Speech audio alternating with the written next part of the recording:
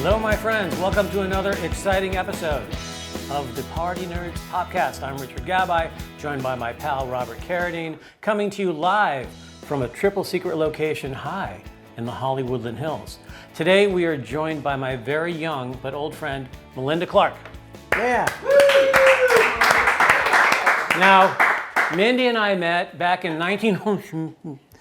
and we made this movie, Hot Under the Collar, which literally contains one of the favorite scenes I've ever filmed, a song and dance number, Pray and Meditate. Yeah. We made this film, I think, in 12 days, and for like $200,000, and lo and behold, an HBO world premiere. You know, those were the days. Really? It was on HBO? Yes. Huh. They were the first. You didn't know that? First place I had was no theirs. idea. Yeah. And I know you were fresh off your, I think, first big gig on Days of Our Lives. That's true. It was the very first film I did or shot on film, any kind of frames of film after being on Days of Our Lives. That's true. I remember the first day. I remember the first shot. I remember being nervous. And all it was a walking shot. I was 19. And Well, those shots are very scary. Yeah. Well, I remember, and I was so lucky, you know, with these movies, it either comes together or it doesn't, and it all kind of fell into place with you and Angela Visser, who was the reigning Miss Universe, who my other friend had just met at the gym, and Carmen, who was the friend of another friend. We had these three gorgeous girls starring in a movie with me. Yeah. Do you remember the whole audition process? I remember going into a place, was it on Fairfax? Fairfax, it was the 21st Century Films, yeah. I remember. You instantly had the job. Oh, did I? Yeah. Yeah, I just walked in the door. Yeah, Got it. absolutely. Because I looked like a nun.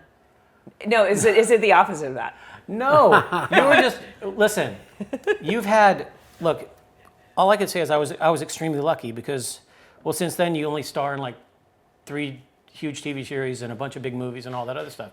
So I was lucky I know you came in, and I felt like we were sort of instantly sort of on the same page and we're friends, like we understood each other. We were both raised by parents who taught us manners. I think you were so well-mannered, so proper. Really? You were. It's so interesting to know, like, and somebody else's perspective. And we had, oh yeah, you were 19. I was like 24, I guess. I think, 23, 24.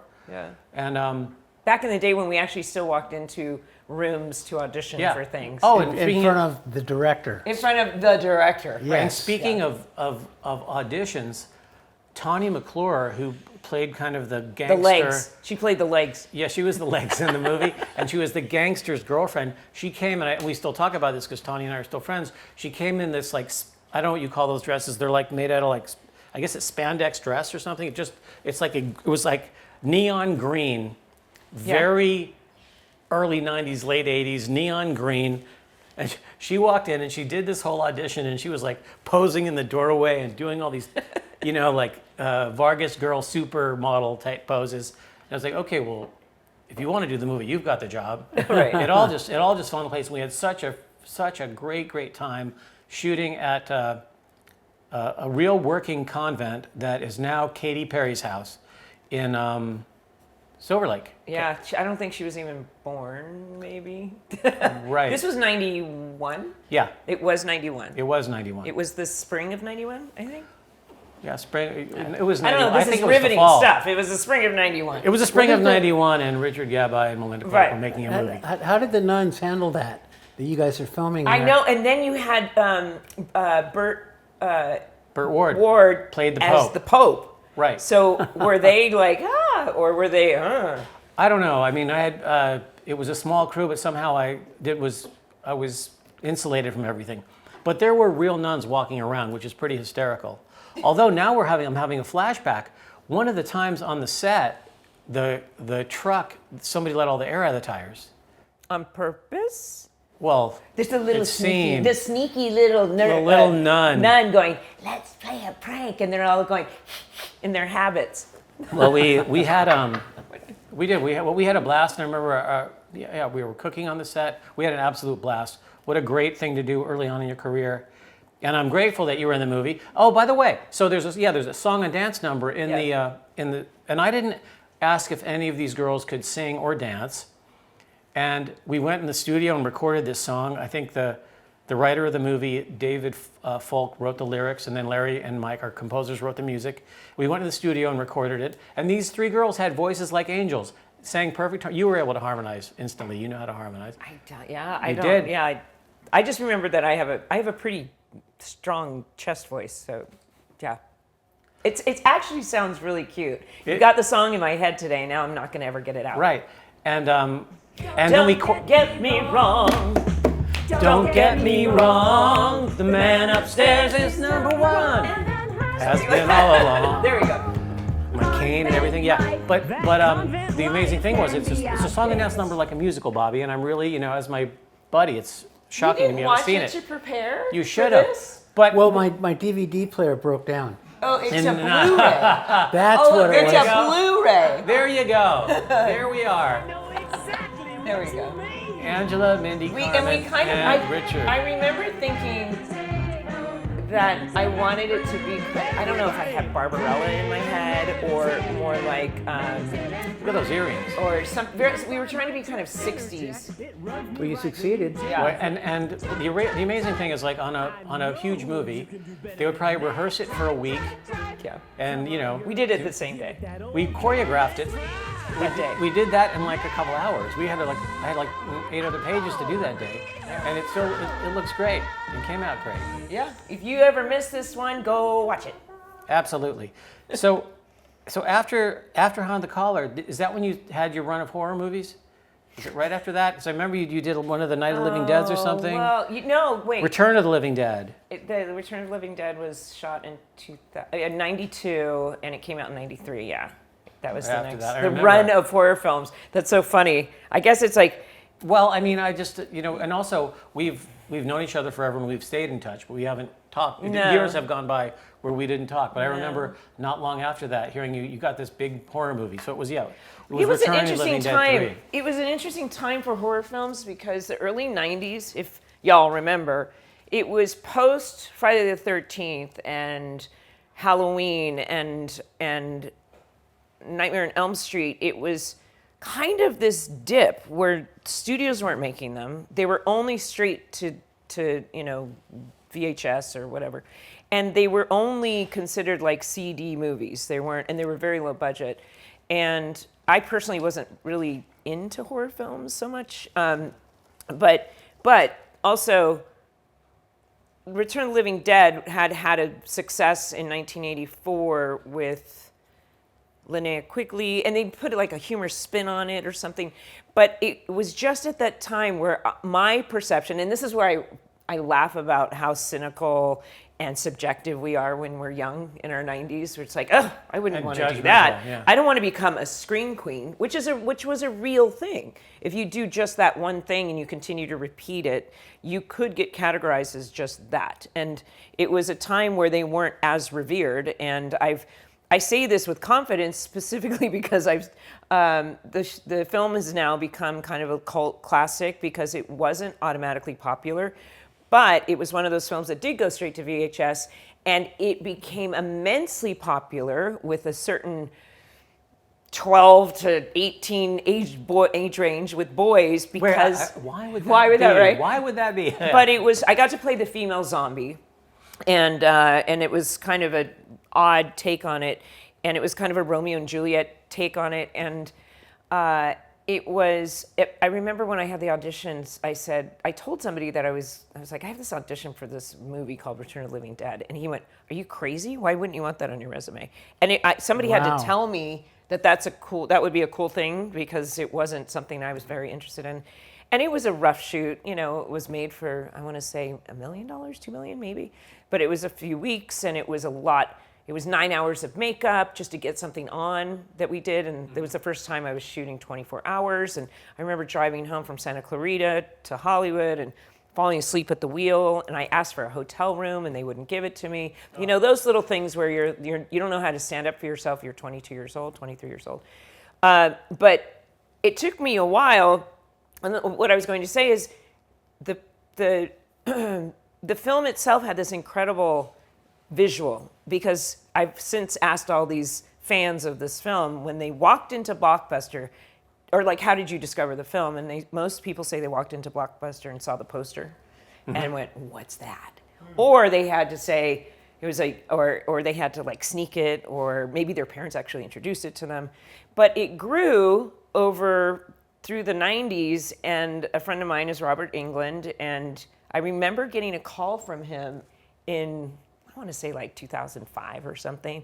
Melinda, I'm in Argentina, and I'm looking at a 25-foot poster of you. This film you did back then, it's a cult hit. And I had no idea that people were into this, or it had this kind of, I guess, reverence when it comes to, because there is no, there never has been a sexy zombie, and I don't think they've ever done it since. And or I asked people, when it's done right, it doesn't need to be repeated. Right. You know, right. It's funny what you say about the big poster. Going back to our movie Hot Under the Collar, about 5 years or so after we made the movie, I got a call from Menachem. He goes, Richard, I'm making a film in Belarus. I have a part, it's perfect for you. I'll give you 10,000, you'll get 10,000 in cash. You stop in Berlin, 5,000 cash. On the way back, you stop, the investor is a hotel magnate. I'm like, oh, okay. And I didn't have my next month's rent. Right. It was like a call from the Almighty. Yeah, right. It's like, I'll do it. I stopped, they flew me business class, and I instantly was feeling like a movie star. I stopped in Berlin in this gorgeous hotel. There was an envelope with $5,000 in cash. I put it in my pocket. Then we landed in Minsk, and they picked me up in this old like KGB limousine, because it was old, but it was a limousine. And I was like, oh, this is great. I get in the back of a limousine with this very beautiful translator, and we drive straight to a TV station, and then they brought me to be on television right away, and behind me was a giant Hot Under the Collar poster. And she was like the host of like the Entertainment Tonight of Belarus or Eastern Europe. I don't know how far it went. We went on live TV, and Hot Under the Collar was opening that weekend. In the theaters? In theaters. Wow. And then they drove me to the studio, and everyone is outside of the studio lined up like in Washington, D.C. when someone comes to like greet a head of state. They're all lined up. I walk down this thing, and at the end is the head of the studio shaking hand. He goes, so nice to meet you. You know, we weren't going to greenlight this picture unless you agreed to do it. And I'm looking at Menachem, and he just starts laughing. You know, he offered me 10 grand. I was like, this is fantastic. Because I mean, I think I got paid $10,000 for writing, directing, producing, and starring in Hot Under the Collar. Oh, funny. It was like so a ton of... Menachem gave you the money for this? Yeah. Okay. All the names you're pulling them. It's a long time ago. We made it a joke. We made it a joke in the movie. That's how I know that. Okay. Menachem Golan. Yeah. I think I say it. Oh, Jean-Claude Van Damme. Oh, no. No, Anyway. William F. Buckley. There's something about that. Anyway, it doesn't matter. The longest story short is I got to see a giant poster of me. I was very happy that he pulled it over on me because I had a job and I had a great time. There you go. But it's amazing how some things, but I mean, your film was actually, you know, this was a TV movie here, and I guess it, you know, played in theaters for the 4 weeks I was in Belarus. Yeah. But you know, the Spawn was a big one. And I happen to know because... Well, that's interesting, too, because... Go ahead. No, you go ahead. No, Spawn, because it is interesting that was a big deal. I didn't realize what a big deal... That's one of the biggest comic books or at the time, it was one of the biggest comic books of all time. It was... and that was another interesting experience, because I thought of it as a comic book movie, but I guess there's a horror aspect to it. I never thought of it as horror, but... There is, you know, there's hellfire. He's a spawn, right? Yeah. But no, that was fascinating to work. It was great to watch John Leguizamo work. Wow. That was fun. I thought his portrayal of the clown was really, really awesome. Now, at the time when it came out, it was...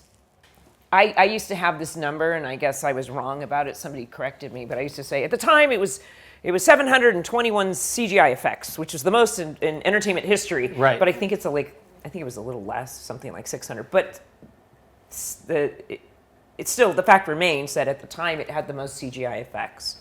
And CG. My daughter. Yeah. Haha.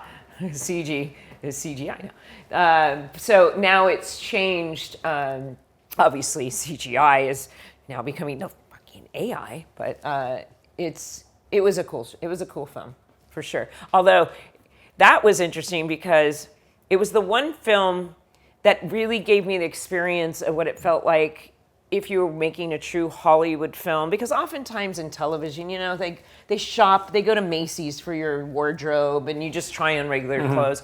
I actually went to the real, because my costume actually cost more than I made, but the real costume makers where you were doing fitting after fitting after fitting, and it was all custom made. And I wish I could have kept it. But they were able to, and I have an action figure from it. That's fun. That's super cool. But of course, and then after that, they created a comic book based on my character because my character was created for the film. So there's these cool. And were you cut in, or did they cut you out? I mean, like, did you, in your deal, action figures and all that? Yeah. I mean. Oh, that's the hot setup. Yeah, I don't think that any of that stuff was Figured out yet. No, I was like Schedule F or something, so I don't think so that's a flat fee, right? Yeah, Schedule F is flat. I don't think I could negotiate for parts, but for merchandise. Did they let you keep any of the wardrobe? No, I don't own any of the wardrobe. Well, because I did this film once in Paris, and it was The Sun Also Rises with Jane Seymour, and Cerruti did all my clothes. And I had a Cerruti tux. Oh, wow. And I was going to go to the big thing in Paris, a nightclub theater thing. Yeah. And I took the train because I had an orange card, which I could go on the train anywhere I wanted. And I took the tux with me. I got to my little apartment, and the pants were gone. They fell off on the subway. So there's a really well-dressed person, a bum, in Paris with my pants. Who needed it more? Yeah. Right? Oh man. That's so funny. When we think about, everybody always thinks that we get to keep wardrobe and clothing and specific, like Warner Brothers never used to do. I mean, they have this huge library, I guess you would say, just of all kinds of costume. And every once in a while you'd come across something on it because they reuse things. They send it because it might be for extras or it might be. But I remember I did an Aaron Spelling show in '94 for just 13 episodes. It was called Heaven Help Us with John Schneider. And at the end of that, the show got canceled. And I remember John said, "I'm keeping my wardrobe." And I was like, "Oh, you can do that?" He's like, "Yeah, it's in my contract." And I was like, "Well, then I'm going to keep mine too." And sure enough, we were supposed to have like a pay or play for, a 24 episode or 22 episodes back in the day, but we only did 13. And somehow they tried to say that they weren't going to pay or play. And I said, "Well, no, it's in the contract." So we were fighting that. And they said, "Well, we can tell details now, but we're going to subtract $20,000 for the clothes she took." Oh my God. And I said, no. So I packed everything up and I had it delivered to Aaron Spelling's lobby. Oh, that's good. and I was like, "Here, he can have it. And you guys will pay me." And then, I don't know. When you're young, you don't really care about these things. And then I got an audition. It was interesting. I had an audition for producers for an Aaron Spelling show after that. And I was like, does this casting director know what just happened? Right, the history. Yeah, and I don't know if you've ever been in Aaron Spelling. His office was this massively long couch. And whenever you'd audition for the entire thing, what's their version of a test or producers, there's like 20, 30 people on this thing. It's a massive room. And I walked and I said, "Well, what should I do? If I walk into this room, should I say, 'Do you have my check?'" But so you sent the clothes back and you said, I had already sent them back. And I got called in for this audition. And my agent said, just go to the audition. I was like, all right. So I go to the audition, and you could see on their faces that they went, like they saw that I was there, and I did the audition and I left, and the casting director called my agent and was like, "What's the deal with Melinda and Aaron Spelling?" Oh my God. It was like an awkward situation. But you gave back the clothes. Did you end up getting paid? Yes, I did. I got paid. Oh yeah. Okay. Yeah, they paid That's me. a good story. Yeah. I'd not told that story to anyone. Well, This is an exclusive. It's an exclusive. You heard it right here, folks. Okay. This is I was doing the pilot. I think it was Aaron Spelling. Yeah. And An Aaron Spelling show. Do you remember what it was? oh God, K9. Oh, fun. Okay, so anyhow, I go to the wardrobe meeting, and the opening sequence of the film, I'm wearing a leather jacket, and I pick one out I really like. And the wardrobe guy says, well, can't you pick out that one? Because I got 5 of them in case we have, it's a stunt, okay? I said, I don't really like that one. He says, well, that's what Robert De Niro wore on Midnight Run. I said, oh, really? Oh, yeah, no, I like this. I like this. Yeah. Right. They convince you pretty quickly. I have it. Yeah, cool. Yeah. So you have it. nice. Yeah. There's a few things that we kept. Like, I kept some things from The Living Dead because it was I brought my own stuff. Right. I was wearing my own shorts and my own jewelry and my own. I have some things from the OC. I have, yeah. Someone came to me when I was shooting a movie, like someone in the crew, was like, you made a movie with Melinda Clarke? She's in Killer Tongue. Oh. She goes, that's my favorite I wasn't sure what you were going to say. crazy movie of all time. Did you I say... have not seen it. I went and saw clips. No, But okay. people, it's like a fanatical That thing. is Did one of he the... say Killer Tongue? Yes, Yeah. it's called Put it on the La list. Lingua Assassina, the lingua assassin. It's, I don't know how these things find me, but it was in the later 90s. It was, I think we shot in 95 or 96 in Spain. With Robert Englund, Doug Bradley, and then it was because it's a Spanish director and it was money from Britain, so it's all these RADA actors and Lambda, all these professionally trained theater actors, and it's supposed to take place, and they're all doing kind of American accents, but it's truly the weirdest movie you have ever seen. The director said, I am not a director, I am a conceptual artist. The movie after this that he was going to make was going to be about a man who turns into a train. That's so realistic. I know, right? He grew up under Franco's regime, he's very, but it's a story man. about a woman and her poodles and her boyfriend Johnny, and they just robbed a bank, and Johnny has to go to jail, and I'm gonna wait him out in the Mexican desert at some old brothel, and in the meantime, there's some convicts in a convict camp that Robert Englund is in charge of, but that's and that's where Johnny is. But a meteor hits the earth, and it splits, and and it ends up, some bits of it ends up in my soup, in my dog's. And they turn into drag queens, and I turn into a killer tongue that ends up speaking like Harvey Firestein. What do you want me to do? Grow legs and rent an apartment? I'm your tongue. And it eats things, and it becomes, it's like my lover. And I fight it, and I try to get rid of it, and it turns into this very wild. Well, that movie's Bobby, so we have prophetic. to find that movie. What's It's it hard called? to find. So I know, it's really hard to my find. my husband, he was all excited once, or he was like, here's a present. And he didn't realize he bought a bootleg copy. So it was somebody, you could see that the camera was moving. And so it's hard to find. Well, I found what's the name I of found it? it in Farsi. Mindy, what's the name of the Killer film? Tongue in Farsi. That's got to Killer be Tongue that's a in good night. Farsi. Killer Tongue in Farsi, tonight at 11. You can see it on YouTube. Isn't that funny? I was like, the full length is on Farsi. Or sorry, the full length movie on YouTube is in Farsi. I'll watch it in Farsi. Yeah, right. No, because now I know the story, so it's fine. Yeah.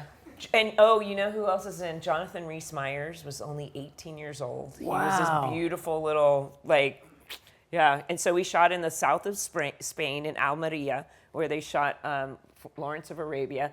And our AD named Cookie had been an extra on Lawrence of Arabia. Estoy lista.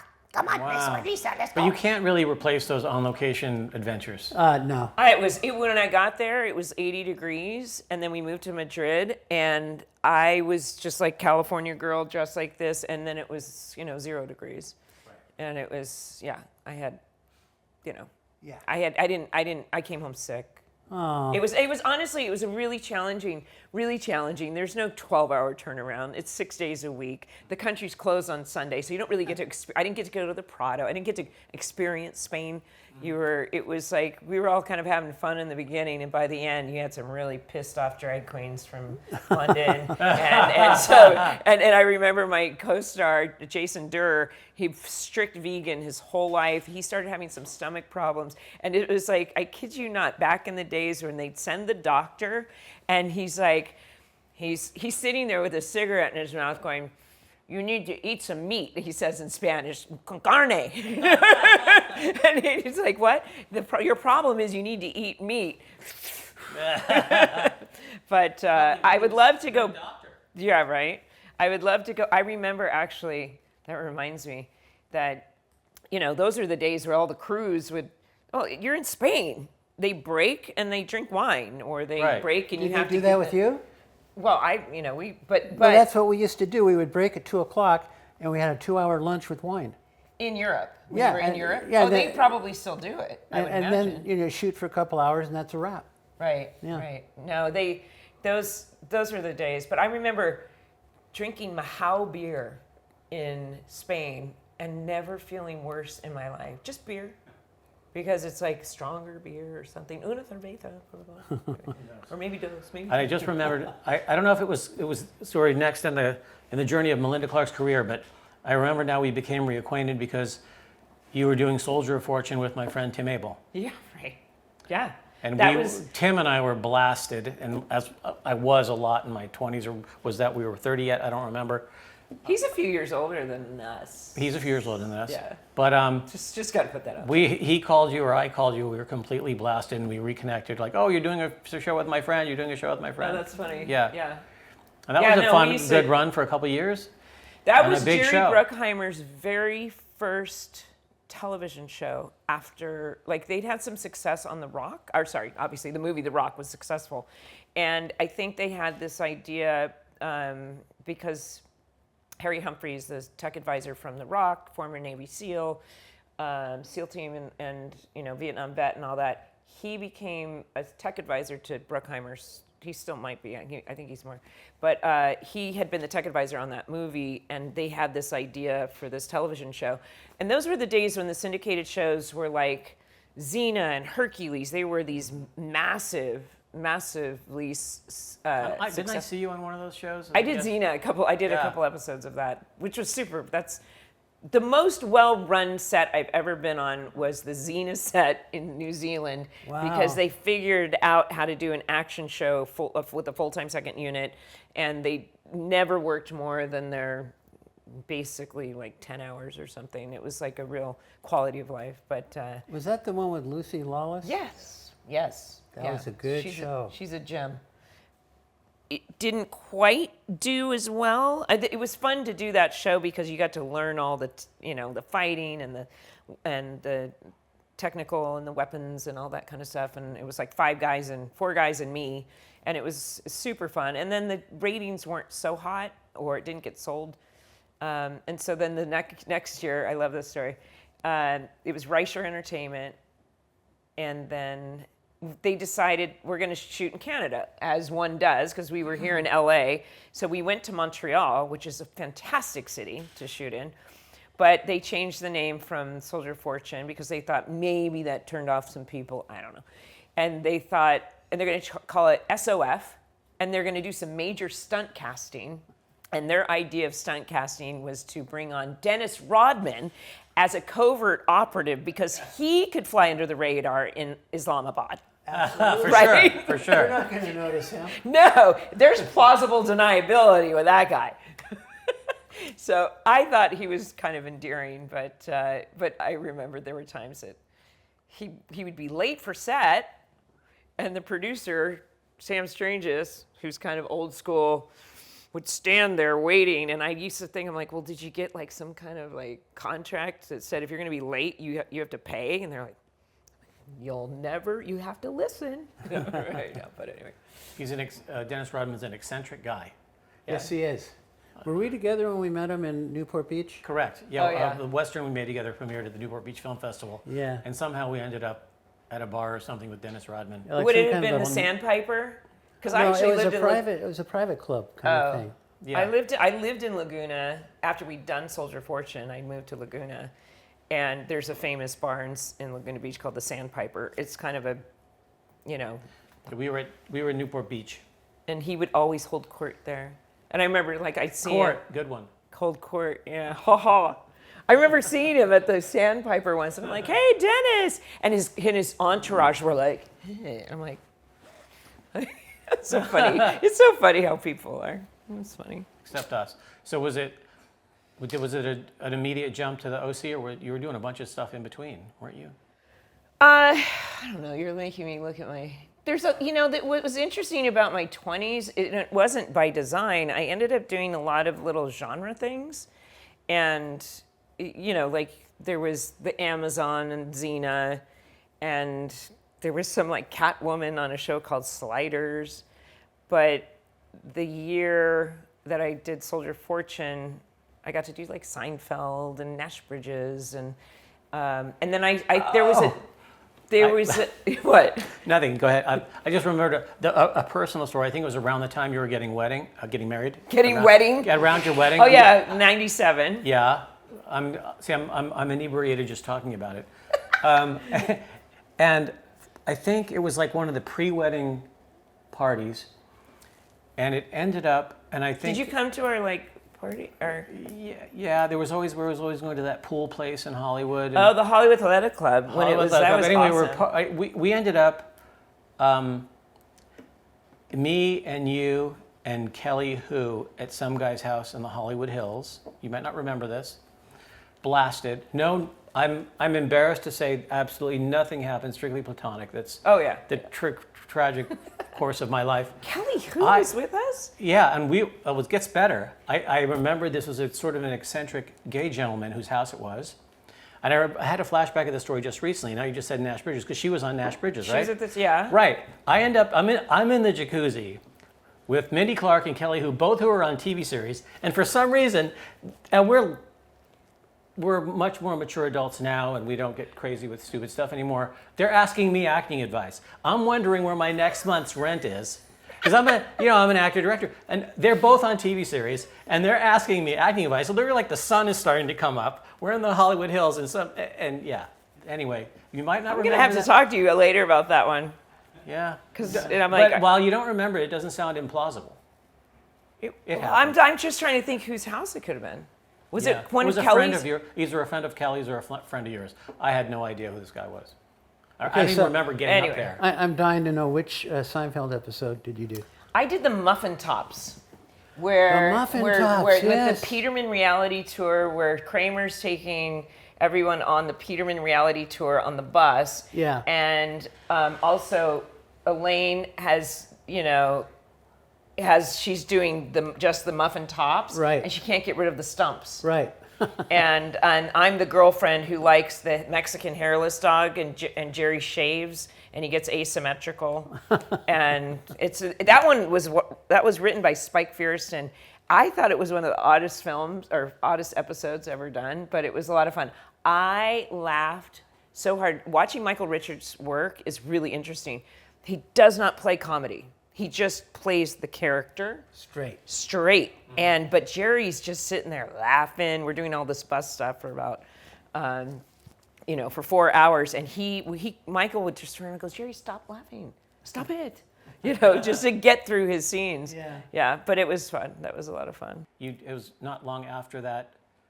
Oh, maybe was that a party for Soldier of Fortune at the Santa Monica Airport? Yes. There you go. There you go. There you go. There was Okay. so that's a very Bruckheimer thing to do.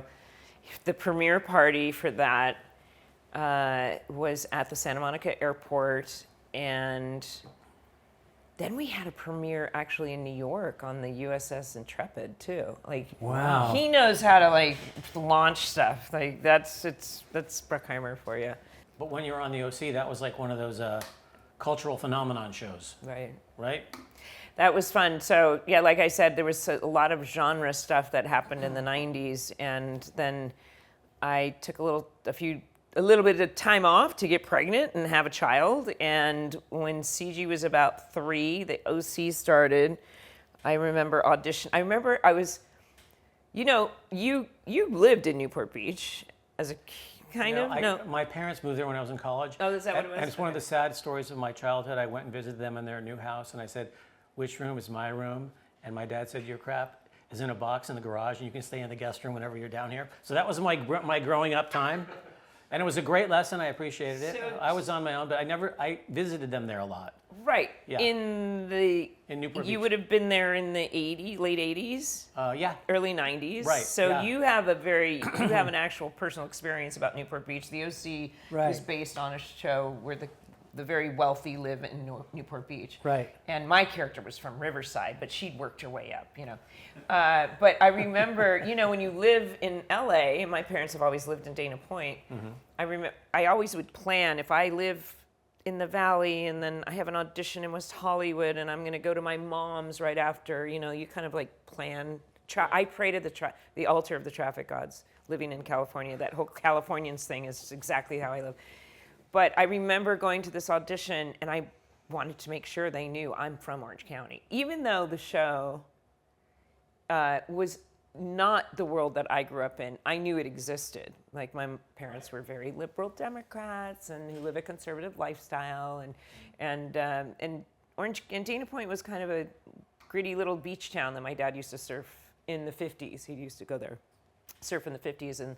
And Newport was where kids did have Porsches and they drive around in their Beamers and all of those things. And it was definitely reflective of Mick G's real experience. And Josh Schwartz, who created the show, he's from Rhode Island, went to USC, and he's like, who are all these guys from this place called Orange County who get all the girls, these water Bobby, you can polo relate. players? They're all Ted McGinleys. Yeah. Right. Yeah. Exactly. Yes. No, you guys did it first. Yeah, we did. Yeah. Ted we McGinley did. was from Newport Beach. Exactly. Went to USC. Well, all that stuff. that's actually really, really poignant in that, like, the Seth character on the OC was like your character in Revenge of the Nerds, almost, in that he ends up becoming the cool one who has all the girls after him and everything. So you were portraying the nerds way before the OC was. That's correct. That's correct. Yes. That I do have to say. I mean, I've said this to you, but that's one of my favorite memories of seeing that film. It's And hilarious. I mean, all hilarious. of those teen movies in the 80s that we don't get those anymore. Well, I was just talking to one of our other guests, and the comedies today are not funny. They're just not funny. Well, and don't you think people are a little precious about humor now? Totally.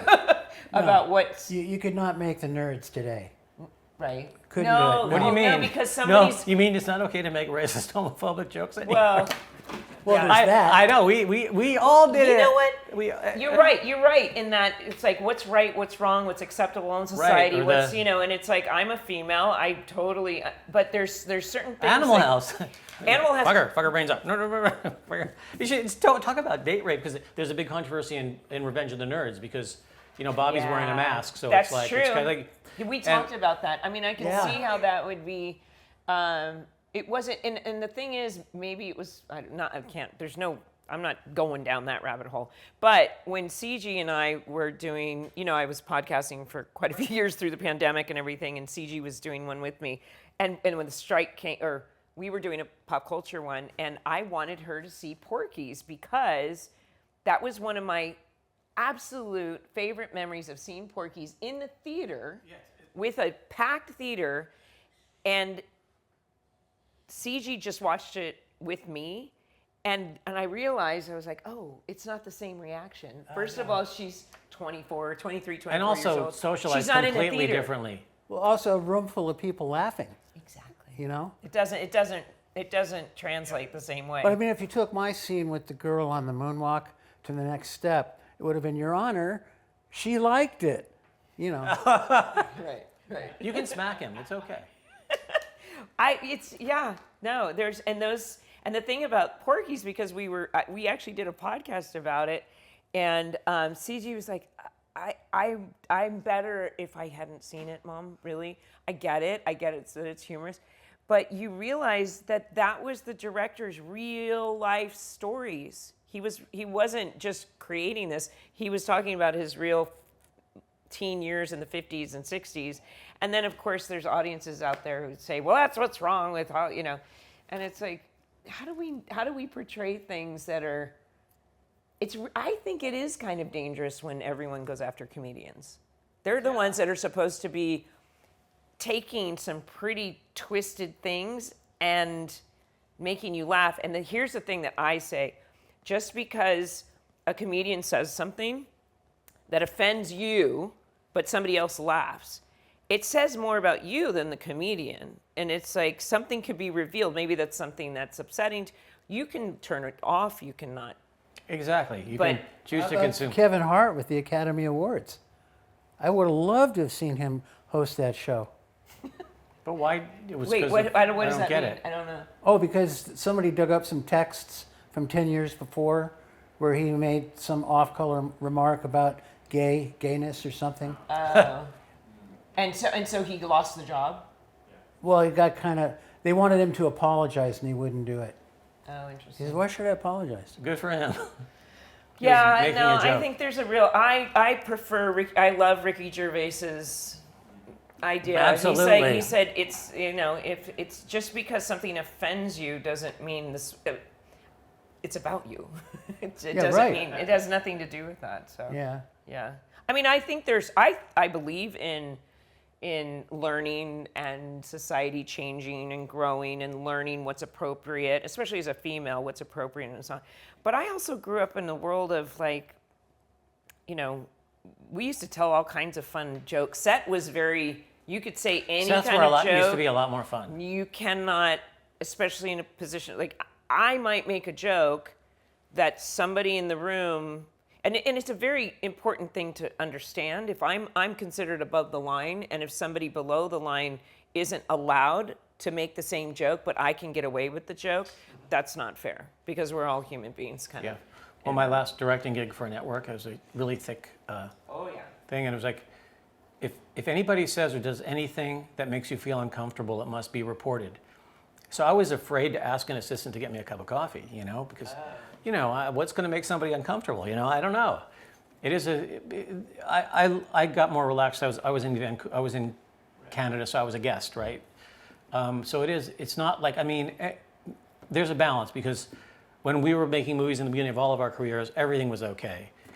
You could tell someone they looked hot. You could tell someone they had bad breath.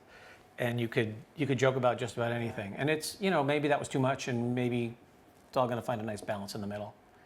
I talk to female or young women, and I talk to, you know, I've had my share of men being inappropriate, but I was always strong enough to not let it bug me. Although I did do one movie that I'm glad you skipped over, but because I remember being so uncomfortable on the set that I came home saying, I'm going to quit acting. Because I had agreed to do a nude scene, and then all of a sudden you're doing the scene, and everybody's on set, meaning people who are never on set, the Teamsters, everyone's sitting out by the trucks, everyone's on set. They didn't clear the set? And I said, this isn't okay, and I'm not doing this until the set is cleared.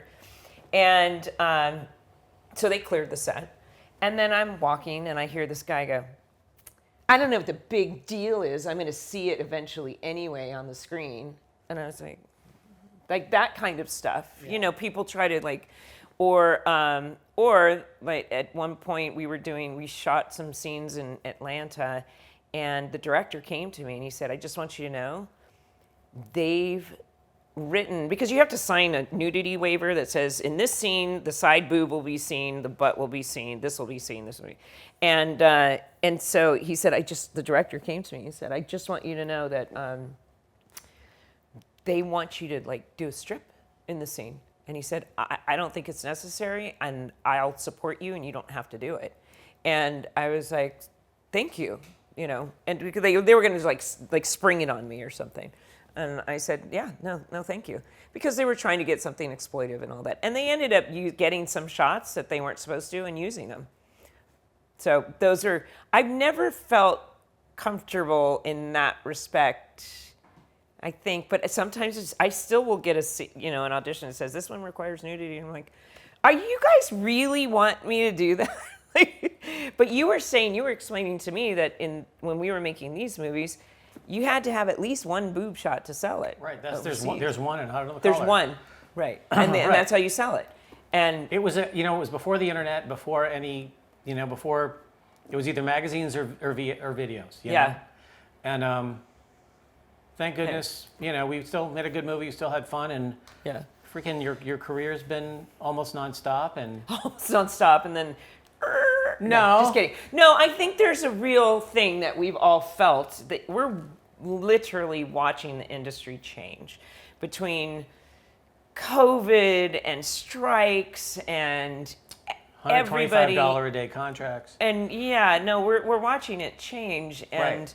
but there's also, I feel like I'm on the cusp of something that's like, I don't know about you. I just felt like we lost it feels like we lost 5-6 years, where it's just been kind of Groundhog Day with COVID exactly. and everything. Absolutely. I'm like, wait a second.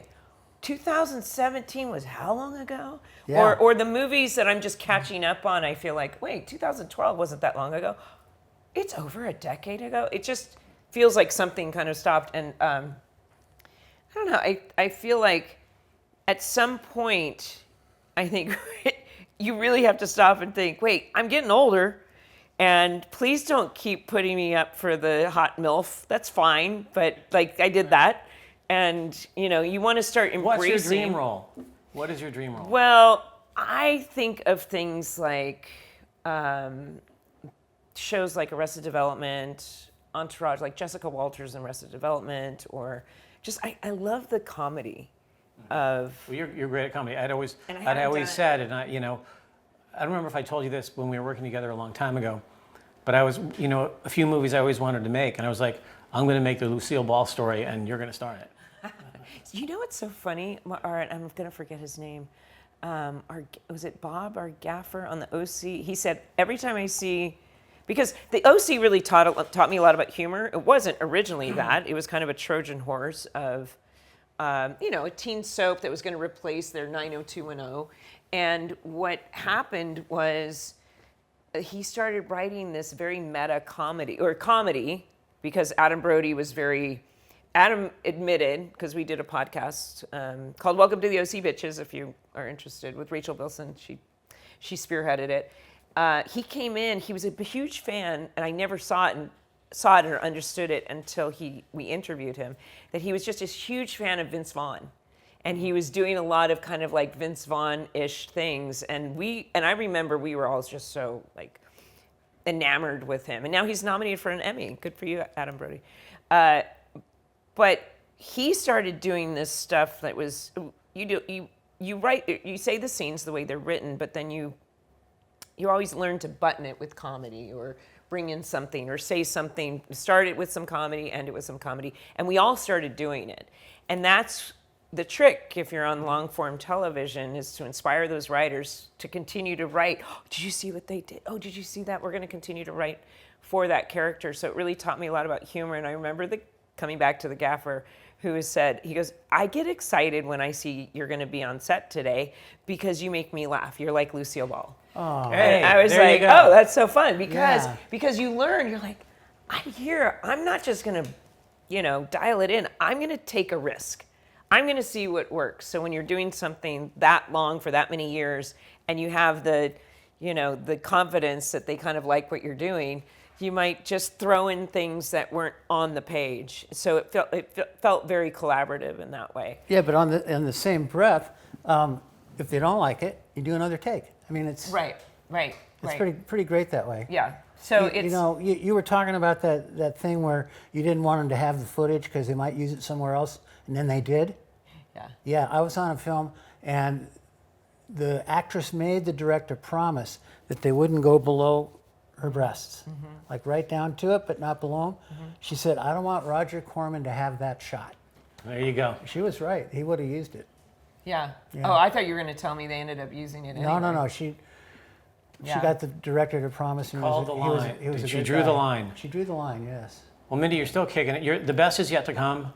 Right. The dream roll's coming, and may we please somehow be on set again together. One movie is not enough, especially when it's more than 15 minutes ago. I know. I I know. want to We be in will. that We movie will. with her. We will. Cast me with her. Well, I'll you know talk what- to her afterwards and see. You know what I was saying? Actually, this is something that I've kind of come to because, I mean, we don't sit around.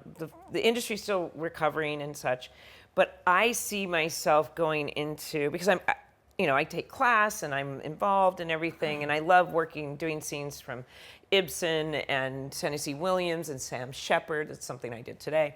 And my teacher said, he was like, do your agents know that you're really good at playing these really unhinged women? And I was like, no. And I said, and he goes, you need to let them know. And I said, so now I think about it, and I was like, actually, it's like the kind of stuff that Jamie Lee Curtis is doing in Everything Everywhere or in The Bear. So like you might see me doing some theater, some unhinged women. Well, same with the Lindsay Lohan movie that's out right now.